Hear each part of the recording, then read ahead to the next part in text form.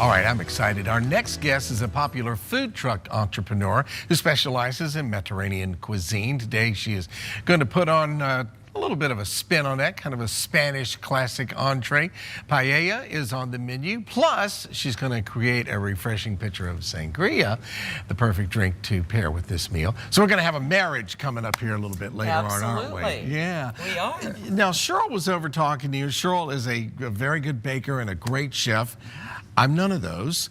And you, in a food truck, kind of had to adapt the way you cook things to be able to do that in the back of a food truck and still make it delicious and fresh tasting. That's right. I have a self-contained food truck. Some food truckers have commissaries, but I am set up and so there's no kitchen somewhere where you're making this. No, I make everything on my truck. You made it right there. Right. So I have an Instapot that is wonderful. I really recommend buying one of these. I do soups, I do roasts in this, I do my rice for my paella. I have an induction plate where I actually do the other ingredients that go into my paella, and then I marry the two together. So that is the marriage, yeah. Yeah, so that allows me to do a little bit more with my space, and then I can make bigger volumes. It just works better for my food truck. And I'd say, too, to the viewers at home, this way, Instapot cooks rice beautifully. Now, is Instapot a brand name or is that a style? Instapot is a brand name. Yeah. This is an electric pressure cooker. Many companies make them. You can get them anywhere now. They're very popular. You can get one from anywhere to $50 to $100, depending on the bells and whistles. Yeah. Okay. And this one has lots of bells and whistles. It does. This is what you use? I love it. It's got so many things. You can make yogurt in this. You can even, and I've not done this, but Cheryl might be interested in this, you can even bake cakes in this. Wow. Yeah, it's pretty interesting. All right, so let's get started. Okay. Where are we going to start? Now, I'm just going to show you. This is very easy. The rice I use a pre-mixed yellow rice mix. This is a really good rice mix. It's delicious. It comes out beautiful every time. So you're using it like a rice cooker right now? Pretty much, yes. Yeah. That's exactly it. Okay. And I just do 1 cup of rice to 1 cup of water. You don't have to do anything else. You just put it in there, shut the lid, push the rice button. The machine automatically knows what quantity you've put in, so it will automatically figure out the timing for it. I put in 3 cups of water, 3 cups of rice, took about 20 minutes. So this is not Grandma's pressure cooker. This thing's smart. And this turned out beautifully. Look at how beautiful that is. Oh, wow. Fluffy, gorgeous. Perfect. Rice. That's how you want it. You don't want it gummy like a risotto. You want a nice rice. So we've got that all taken care of. All right. Now I'm going to get to my ingredients here. And this one would normally take a little longer than we have time to show today. Yeah. But now I have pre-cooked my meat. What I use in my paella is chicken, and I use a hot Italian sausage. It's very easy to find. Rather than finding... Step it back. I think we got Patrick, our cameraman. Watch out. Watch out. Yeah. And that's the thing about a paella pan. I use my paella pan at home. I don't use it on my truck. I'll use a deep fryer, like a deep chicken frying pan or a Dutch oven. But these are designed to cook very hot, very evenly. For the types of ingredients that you're using in a paella. Is that kind of like a wok would work? Sort of like a Spanish wok in a way, yeah. It inducts heat very evenly and quickly and hot. So I've got my hot Italian sausage and my chicken breast here. Now my next thing I'm going to add are peppers and onion. This is going to smell great in about a minute. Normally this whole dish would probably take me about 20 minutes to half an hour to make, but because of time constraints, I'm going to go through this very quickly. Okay. Okay, this would cook for about another 5 minutes or so, and then I would also, along with this, I would put in my garlic, and I like lots of onion and garlic. You gotta have it, you know. And that's fresh garlic? It is. Yeah. And right now, I'm also going to put in my herbs. With this type of paella in Spain, I just got back from Valencia in February.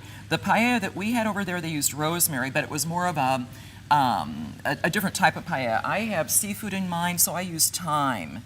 It's very good with seafood paella. And the measurement on that was a palmful. Is a palm, and then you sort of muddle it with your hands, and it really brings out the aromas and the flavors.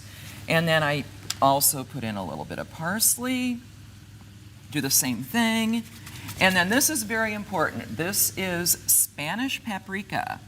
and it is hot. So it's got a kick to it, and it's very different than American paprika. It's smoked and has a very interesting nuanced flavor. I usually order this online. I'm not sure where you can get this locally. There is a shop in Williamsburg called La Tienda. Wow, and that's red.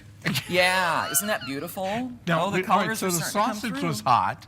Yeah, this is going to have a little bit of a kick to it. Paprika's hot. But the rice, like a lot of other ethnic dishes, cools the dish off. So now I'm going to add some Spanish olives. And you got to have Spanish olives in a Spanish paella. And then roasted red peppers, very important ingredient. That goes in. And then here comes the seafood portion of this. Now in Valencia, we had a traditional Valencia paella. It was chicken, rabbit, and snails. And it's seasoned with rosemary rather than thyme. And it was delicious. I think this is probably a little more, suitable to an American palate. So. And the shrimp goes in last, obviously, because it doesn't take hardly any time to cook. Right, and you just want it to get opaque, enough to where it's opaque so it's nice and juicy, and you don't want it to get too chewy.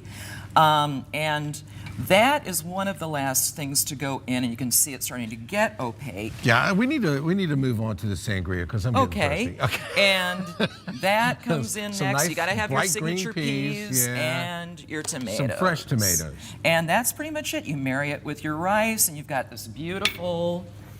This is what it ends up. That's a lot of rice, and Yeah. that comes out looking like that. I'm going to get a good shot of that, Patrick. Oh yeah, that looks great. All right. So we're going to let that simmer for a while for the staff. That's going to because that's a lot of food. How much is that? That's dinner for four. This is probably more like for 4 or 5 people. And the Spanish are very communal people. They would usually put the paella pan at the dinner table, and everybody helps themselves. Okay. So and that's exactly what we'll do I'm after making the about show. maybe 6 to 8 portions right now. We'll wrestle for it. All right, so next up is the sangria. Let's move over here. You gotta have sangria Open the to go bar. with I'm your going to paella. switch places with you and let you come All on right, down here what for I this. have done is I have muddled citrus fruit, lemon, lime, oranges, sliced. You kind of muddle them with your hands in the pitcher. Now, with a traditional... So we have muddled through 2 dishes. We're muddling. We're just muddling away. Now you want to do a half a cup of brandy. Oh, go ahead. Brandy is very, very important in sangria. Yeah. And also triple sec.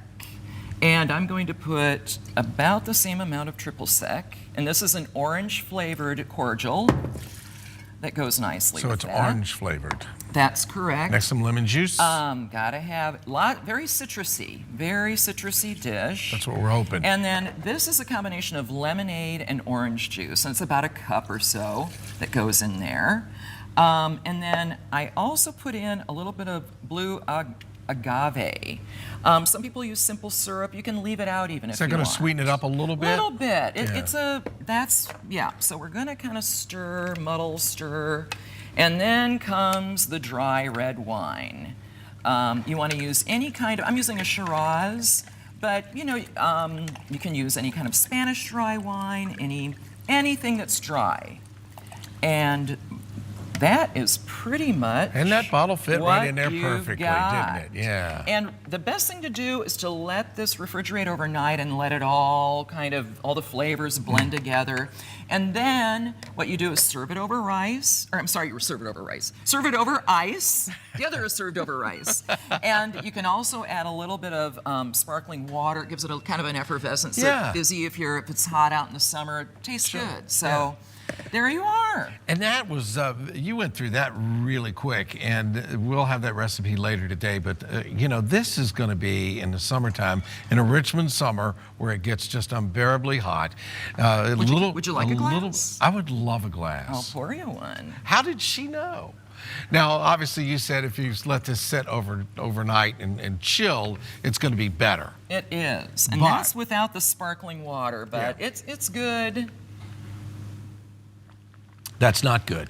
Oh. That's great. Oh, good. Think about sitting out in the sunshine.